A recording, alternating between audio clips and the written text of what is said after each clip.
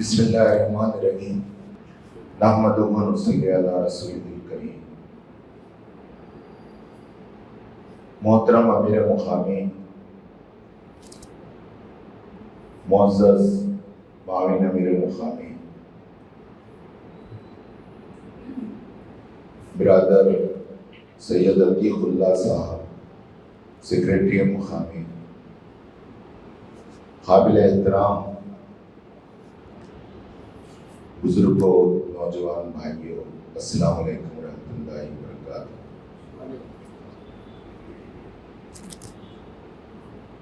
ہم سب جانتے ہیں کہ اسرائیل عراق جنگ آج 10ویں دن میں داخل ہو چکی ہے۔ ہمیں وہ اطلاعات اور ان خبروں سے ہمارے دل و دماغ متاثر ہے۔ اس میں دو طرح کے ہمارے لیے جذبات ہیں۔ کچھ خبروں سے معلوم ہوتا ہے کہ عالم اسلام کا نقصان ہوا ہے، اور حالیہ دنوں کی خبروں سے اندازہ ہوتا ہے کہ عالم اسلام بھی طاقتور ہے۔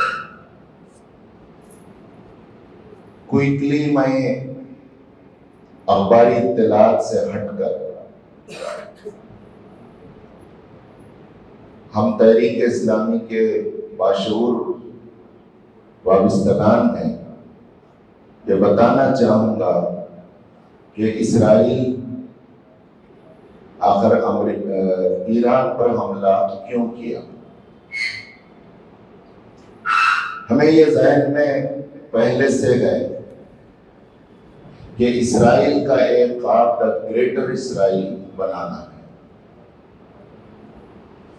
اور اس کے لیے جو پڑوسی ممالک ہیں، یہاں وقت نہیں ہے ورنہ میں پورے جغرافیہ کے ساتھ آپ کو بتا سکتا تھا کہ ان پڑوسی ممالک کو اس نے یا تو کمزور کر دیا اور ان ممالک میں موجود جو موومنٹس ہیں ان کو نیوٹرلائز کر دیا۔ لبنان ہے، شام ہے، اور سیریا ہے، جارڈن ہے، لیبیا پہلے کیا تھا، لیبیا کو تو پہلے ہی کر لیا۔ آپ کو حیرت ہوگی، بعض میزائلز لبنان سے بھی داغے گئے، اور وہاں کی میں نام نہیں لیتا، ایک اسلامی موومنٹ کو بالکل نیوٹرل کر دیا گیا۔ اور اسی خطے میں فلسطین ہے اور غزہ اسٹرپ ہے، غزہ کی پٹی ہے،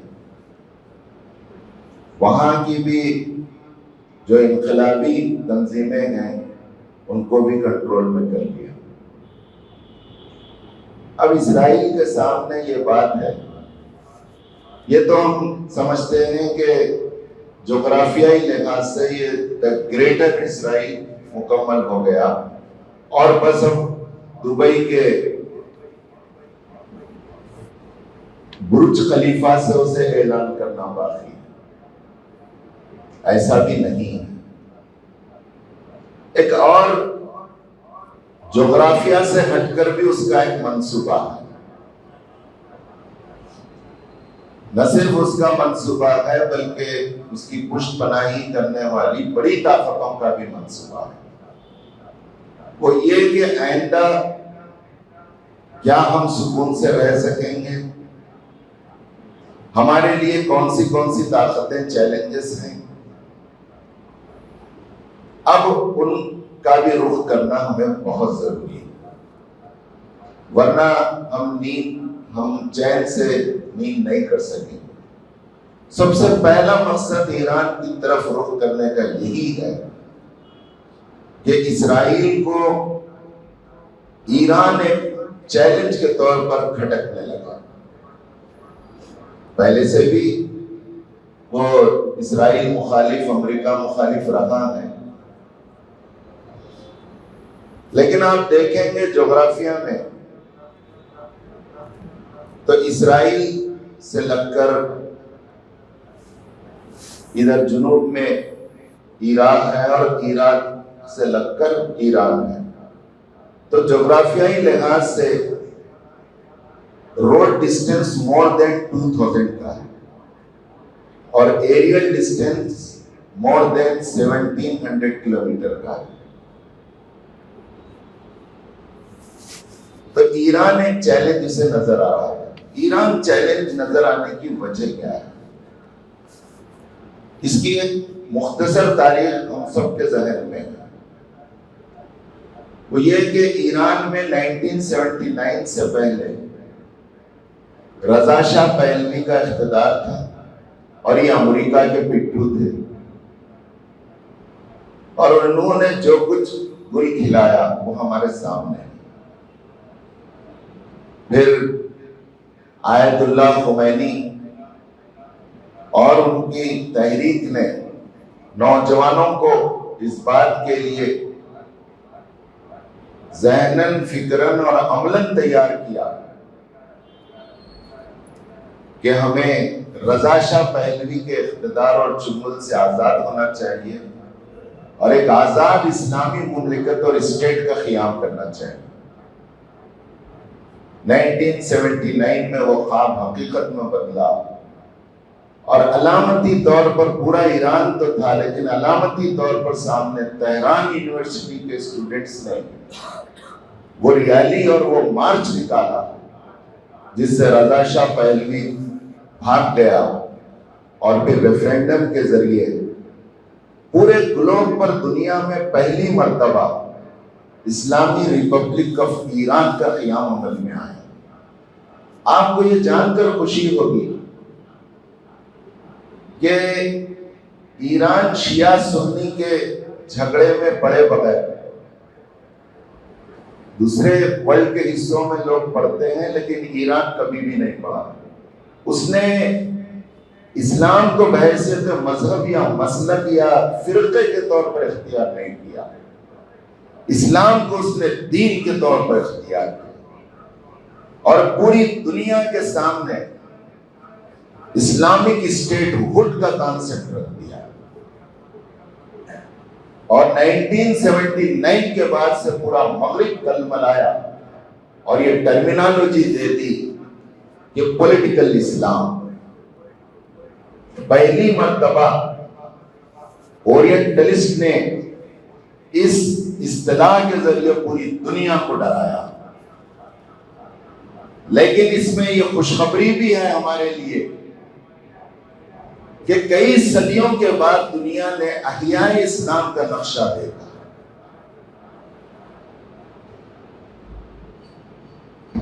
پھر شیطان کیسے خاموش بیٹھتا. اس کے بعد ایران جنگ شیعہ سنی کے نام پر لڑائی گئی. پھر ایک مرتبہ 1980 میں اس نے ایران کی مدد کے ذریعے ایران کو نشانہ بنایا، لیکن الحمدللہ وہ اس سے باوجود نقصان کے وہ آگے بڑھتا رہا. تقریباً 30 سال ایران کو، 30 سے 40 سال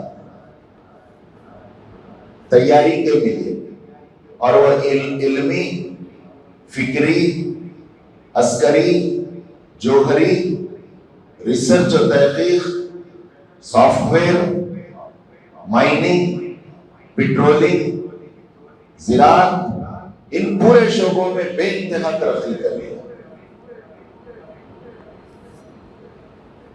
آپ کو یہ جان کر حیرت ہوگی کہ اس جنگ کے ہمیں ایسا نظر آ رہا ہے کہ اسرائیل کے پیچھے بہت سی طاقتیں ہیں اور بظاہر ایران کے پیچھے کہیں جنیوا کانفرنس ناکام ہو رہی ہے، OIC مل کر مذمت کر رہے ہیں. لیکن پردے کے پیچھے دنیا کی دو بڑی طاقتیں ایران کے ساتھ ہیں۔ رشیا نے کہہ دیا کہ میرے شہری وہاں پر موجود ہیں، بزنس کر رہے ہیں، اس خطے میں آپ نہیں جانا۔ اور پھر یہ اطلاع بھی ہے کہ چائنا نے اپنے طیارے وہاں اتار دیے، اور سب سے بگیسٹ انویسٹمنٹ چائنا کا ایران میں ہے۔ ظاہر ہے چائنا نے اپنی دکان جو ایران میں کھولی ہے تو کسی کو بھی اپنے گھر سے زیادہ دکان کی فکر ہوتی ہے، اور وہ اپنی دکان کو بچانے کے لیے بڑا فکر مند ہے۔ اور اللہ کا شکر ہے کہ ایرانی عوام کو جو قیادت ملی ہے، جب سے 1917 سے یہ آزاد 79 سے یہ آزاد ہوا ہے، یہ واحد 52 عالم اسلام کی کنٹری میں واحد اسلامی کنٹری ہے جو اپنے دستور پر قائم ہے اور مسلسل وقفے سے وہاں الیکشن ہوتے ہیں۔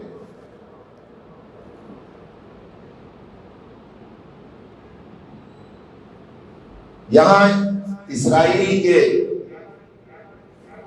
ایران پر حملہ کرنے کی ایک وجہ ہے کہ یہ چیلنج تھا، اور اس نے جو جھوٹا پروپیگنڈا اور الزام لگایا وہ سب کو معلوم ہے کہ جوہری ہتھیار ان کے پاس موجود ہیں، جبکہ international atomic energy agency IAEA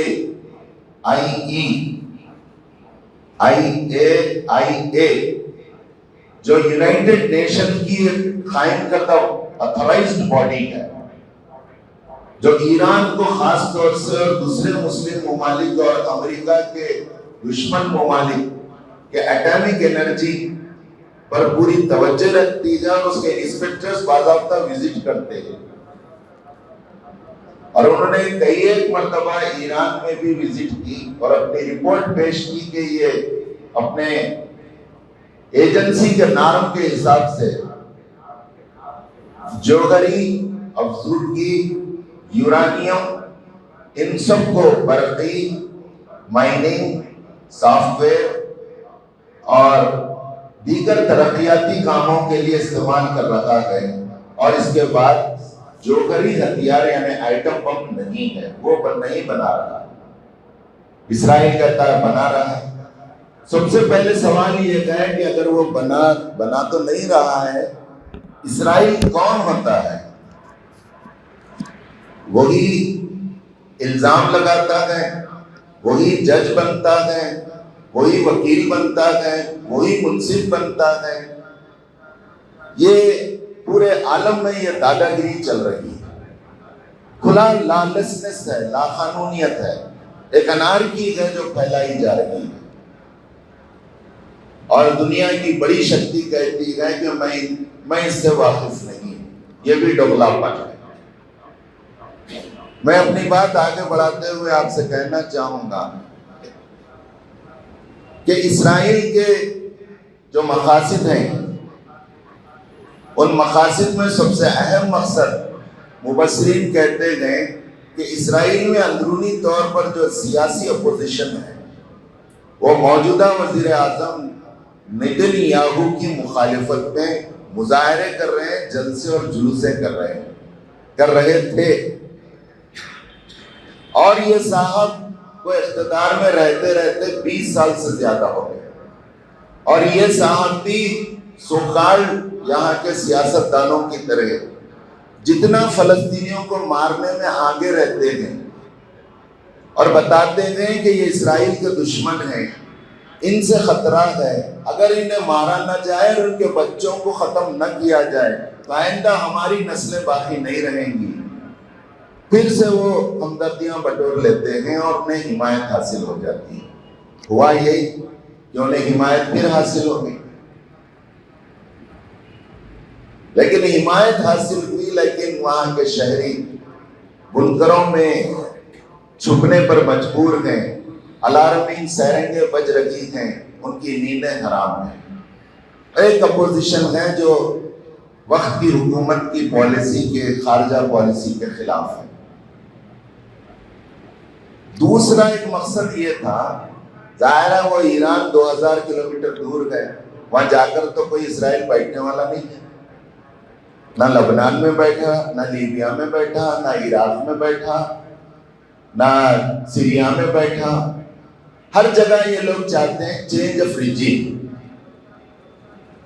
یعنی وہاں کے اقتدار کو بدل دیا جائے، انہی لوگوں میں سے ایسے لوگوں کو ہیرو بنایا جائے جو ہماری مرضی وہاں پر چلائیں۔ یہی مقصد ہے۔ دوسرا مقصد کہ ایران کی جو اسلام پسند قیادت ہے اور الیکٹڈ گورنمنٹ ہے اور ان کے سربراہ ہیں، وہاں ان کے خلاف بغاوت پیدا کی جائے۔ لیکن الحمدللہ یہ مقصد میں بھی اسے منہ کی کھانی پڑی، اور پہلے سے زیادہ، پہلے بھی لوگ موافقت میں تھے، الیکٹڈ گورنمنٹ تھی، اب پہلے سے زیادہ لوگ خامنہئی صاحب کے اور وزیر اعظم کے، وزیر خارجہ کے، اپنے جنرلز اور کمانڈرز کے اور سائنٹسٹوں کے مداح ہو گئے۔ تفصیل میں گئے بغیر آپ نے گزشتہ جمعہ کو دیکھا، ہفتے کے اخبارات میں دیکھا ہوگا، سوشل میڈیا پر آپ نے جمعہ ہی کو دیکھ لیا ہوگا، کس طرح شیراز اور اصفہان اور دیگر علاقوں میں بڑے بڑے مظاہرے ہوئے، اور سب کے ہاتھوں میں فلسطین کا پرچم اور ایران کا پرچم تھامے ہوئے تھے، اور ہاتھوں میں فوٹوگرافز تھے جو سائنٹسٹ ہلاک کر دیے گئے، جو فوجی کمانڈر مار دیے گئے، اپنے وزیر اعظم اور اپنے مذہبی رہنماؤں کی فوٹویں تھیں، اور یہ نعرے تھے کہ مرگ بر امریکہ، مرگ بر اسرائیل۔ فارسی میں مرگ بر کہتے ہیں ٹو ڈیتھ، یعنی مردہ آباد، مردہ آباد امریکہ، مردہ آباد اسرائیل، اور اپنے لیڈروں کے حق میں وہ نعرے لگا رہے تھے۔ ان چیزوں کو دیکھنے کے بعد وہاں کی قیادت کا حوصلہ بھی بلند ہوا، اور مذہبی رہنما نے، خامنہئی صاحب نے یہ اسٹیٹمنٹ دیا کہ ایران اسرائیل کے حملے کے دفاع میں جو حملے کر رکھا ہے، اس سے دنیا کی انصاف پسند اور باوقار دنیا کے سٹیزنز، گلوبل سٹیزنز مطمئن اور خوش ہیں۔ یہ کوئی معمولی اسٹیٹمنٹ نہیں، یعنی دنیا ایک طرف ہے اور دنیا کی ایک دو ممالک جو اپنے آپ کو بڑا کہتے ہیں اور عالم کے امن کے علمبردار کہتے ہیں، انہیں خوشی نہیں۔ میں اپنی بات آگے بڑھاتے ہوئے آپ کے سامنے، یہ اس کا تیسرا مقصد تھا۔ پھر اس کا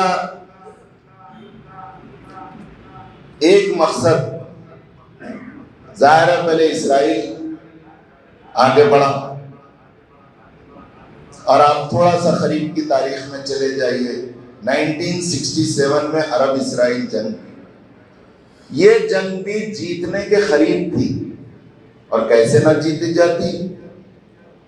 ایک طرف ایک ملک ہے، دوسری طرف 50 سے زائد ممالک ہیں، لیکن عین وقت میں بڑی طاقت نے اسرائیل کا سپورٹ کیا، اور یہ جیتی ہوئی جنگ 1967 میں عرب اسرائیل جنگ ہار میں تبدیل ہو گئی۔ مبصرین کا کہنا ہے کہ بڑی طاقت ابھی پیچھے ہے، اور کہہ رہے ہیں کہ ابھی ہم 2 ہفتے آبزرو کریں گے، اور پورا ویسٹرن میڈیا یہ کہہ رہا ہے اور بتا رہا ہے کہ تمہارے پاس ایسے ہتھیار ہیں، یعنی اسرائیل اور امریکہ کے پاس، جو ایران کے جو ایٹامک بیس ہیں اس میں جا کر پہاڑی علاقوں میں وہ کس طرح ڈرل کر سکتے ہیں، کتنی دور تک جا سکتے ہیں، یعنی ورغلا رہے ہیں، اور یہ بتا رہے ہیں کہ اب حالات اور دن قریب آ گیا ہے کہ بڑی طاقت فوری شامل ہو جائے اور اسرائیل کی سپورٹ کرے۔ یہ حقیقت ہے 1967 کی طرح اگر اکیلا اسرائیل مقابلہ کرنا چاہے تو قطعی وہ کامیاب نہیں ہو سکتا. اس کے لیے بڑی طاقت کی پشت پناہی اگر وہ لیتا ہے تو ہو سکتا ہے یہ پرلام جنگ میں کچھ زیادہ دن تک ٹکا رہے گا. یہاں یہ بات بھی میں بتاتے چلوں کہ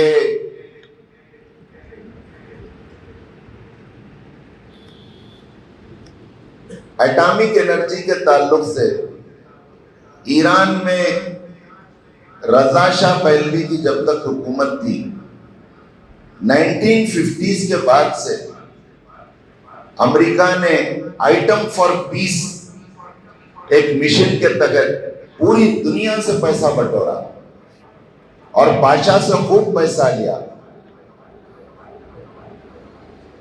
اسے یہ بھی تکلیف ہے کہ 1979 کے بعد ایران سے بھی اس نے پیسہ لیا تھا پہلے, 79 کے بعد اسے کوئی گھانس نہیں ڈال رہی. آپ دیکھیں گے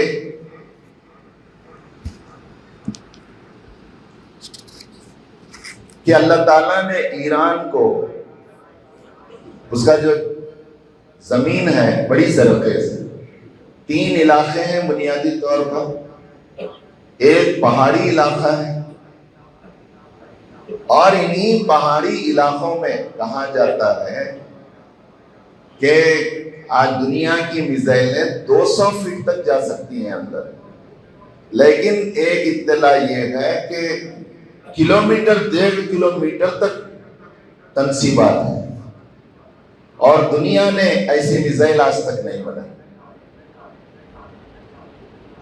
اور پھر زرخیز علاقے ہیں جس میں دنیا کا سب سے زیادہ زعفران, سونا زعفران وہیں سے آتا ہے. مور دین 80% دنیا کو ایکسپورٹ ہوتا ہے. اخروٹ وہیں سے آتے ہیں. آپ یہ جان کر خوش ہوں گے کہ پوری دنیا کو سستا تیل کم ریٹ میں ایران سے آتا ہے. ٹینکروں کے ذریعے آتا ہے, قریبی ممالک کے پائپ لائن کے ذریعے آتا ہے, ایگریمنٹ کے ذریعے آتا ہے, قانونی طور پر آتا ہے, غیر قانونی اور چوری سے بھی آتا ہے.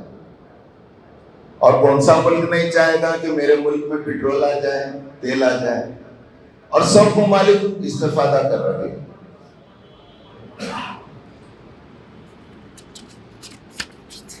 تو ایران نہ عراق ہے, ایران نہ لیبیا ہے, ایران نہ لبنان ہے, ایران نہ جارڈن ہے, ایران نہ سیریا ہے. ایران اسلامی جمہوریہ ریپبلک آف ایران ہے اور اللہ کا ہاتھ اس پر ہے اور ضرور وہ فتح یاب ہوگا. میں اپنی بات آخر میں آتا ہوں, تفصیلات بہت ہیں وہ اس میں جانا نہیں چاہتا. اب ہمارا رول کیا ہو,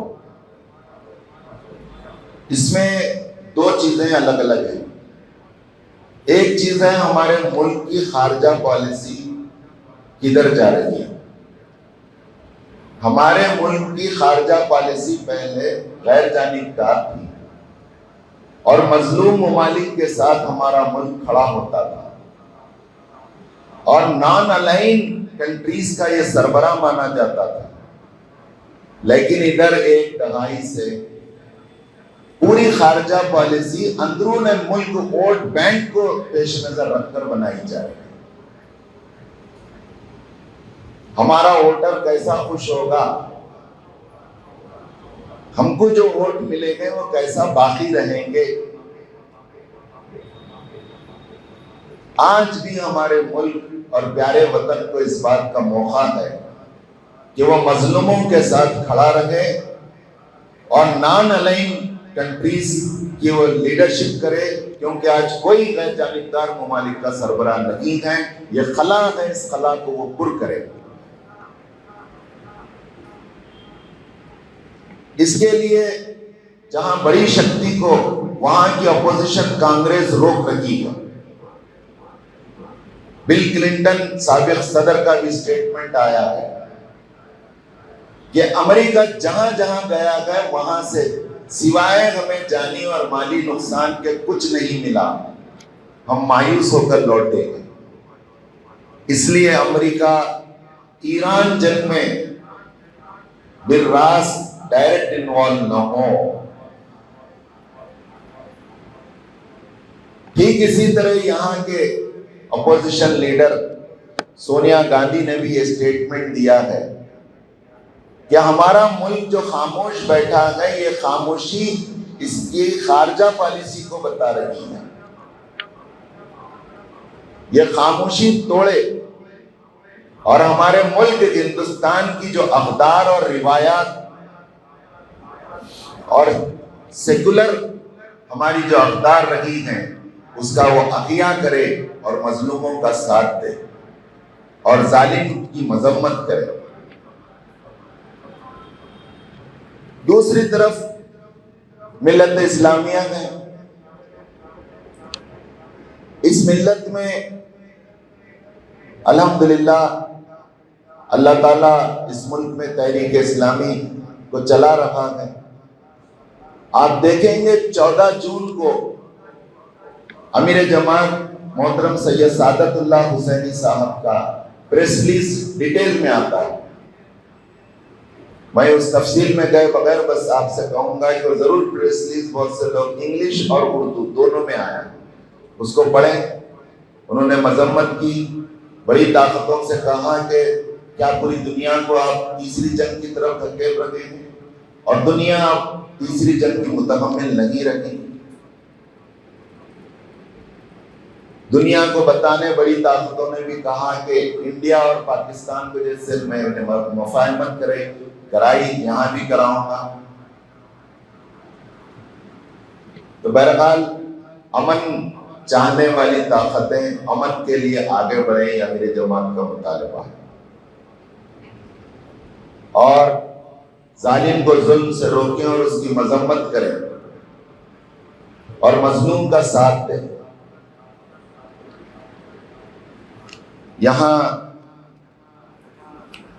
چوتھے لیول کی ایک بات وہ یہ کہ ہم کیا کریں. بہت سے لوگ مایوس ہو کر کبھی خوش ہوتے ہیں، خوش ہونا بھی چاہیے اچھی خبروں پر. ہماری خوشی اور غمی کی جو اسلامی بنیاد ہے وہ ہم ایک آفاقی اور ایک عالمگیر امت کے فرزندان ہیں. دنیا کی کوئی طاقت ہمارے فکر و ذہن کو ملکوں اور قوموں کی سرحدوں میں نہیں بانٹ سکتی. دنیا کے کسی خطے میں اگر مسلمانوں اور اسلام کا فائدہ ہوتا ہے تو ہم ضرور خوش ہوں گے، اور اسلام اور مسلمانوں کا نقصان ہوتا ہے تو ہم متاثر ہوں گے، رنجیدہ ہوں گے. اس ہماری قلبی اور ذہنی کیفیت کو نہ کوئی جانچ سکتا ہے، نہ ناپ سکتا ہے، نہ روک سکتا ہے. یہی ہماری ایمان اور ہمارے ضمیر کی علامت ہے. دوسرے کبھی مایوسی میں یہ نہ کہیں کہ کیا کر سکتے ہیں، بس دعا کریں. نہیں، دعا بھی کریں. ہم دعا کے ساتھ ساتھ اور 2 کام کریں. ایک کام ہم پڑھیں، حالات سے واقف ہوں اور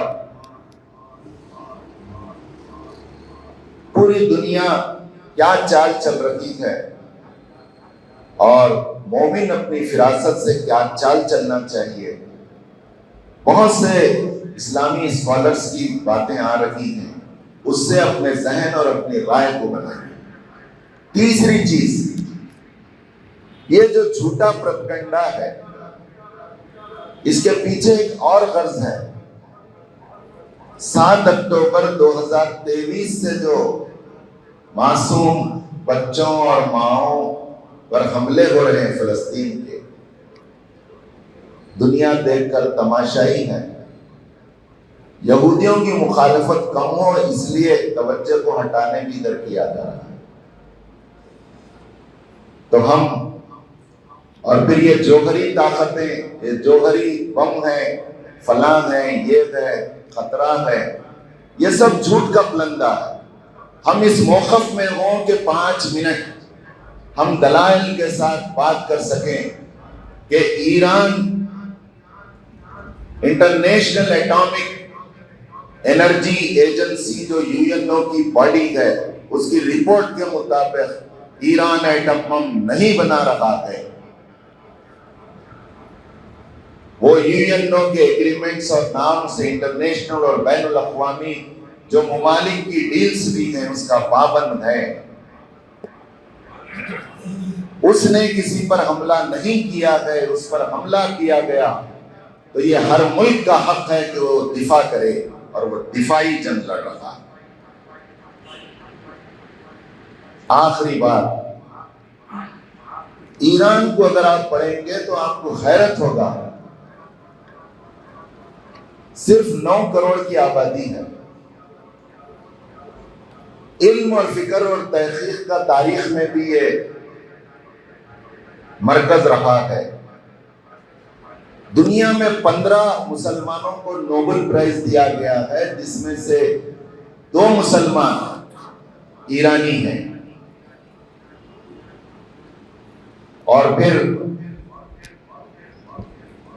آئی سینا اور بڑے بڑے اسکالر البیرونی اور رشد، یہ سب ایرانی، تورانی اور اصفہانی ہیں. ایک بہت بڑا فلسفر اصفہان کے متعلق لکھتا ہے کہ اصفہان از دا نصف جہان آف علم. اصفہان علم کا، دنیائے علم کا آدھا، نصف علم کا مرکز ہے. تو یہ علمی دنیا ہے، یہ سافٹ ویئر کی دنیا ہے. اسرائیل کے پاس جتنے سافٹ ویئر ہیکرز ہیں، ہیکرز سے مراد ہم سمجھتے ہیں صرف چوری کرنے والے نہیں، اس کو کنٹرول کرنے والے، اسے ریگولیٹ کرنے والے، اسے جام کرنے والے، ڈاٹا کو فیڈ کرنے والے. اس سے زیادہ کمپیوٹر سافٹ ویئر ایران میں ہے. تو انشاءاللہ ہمیں آنے والے چیلنجز سے نمٹنے کے لیے ایران اور وہاں کی عوام، وہاں کی قیادت ہمارے لیے ایک قابل تخلیق نمونہ ہے. ایک آخری بات وہ یہ ہے کہ 1979 میں جو انقلاب آیا، اس انقلاب سے بڑی طاقتیں اور عالم اسلام نے ہمیں جذبہ جہاد لینے سے محروم رکھا. کیوں رکھا؟ یہ بول کر رکھا کہ یہ شیعہ اور سنی کی لڑائی تھی. میں اپنے بچپن میں بہت سے بزرگوں سے سنا کہ یہ شیعہ سنی کی لڑائی تھی، جبکہ آپ کو حیرت ہوگی پورا یورپ اور امریکہ کہتا ہے 1979 کے بعد سے اسلام، قرآن، محمد صلی اللہ علیہ وسلم، دین as a system question mark بن گئے. اور مسلمانوں کے پھیلانے سے اتنا اسلام نہیں پھیلا جتنا انقلاب ایران کے بعد پھیلا. انشاءاللہ یہ تاریخ دہرائی جائے گی. وآخر دعوانا الحمدللہ.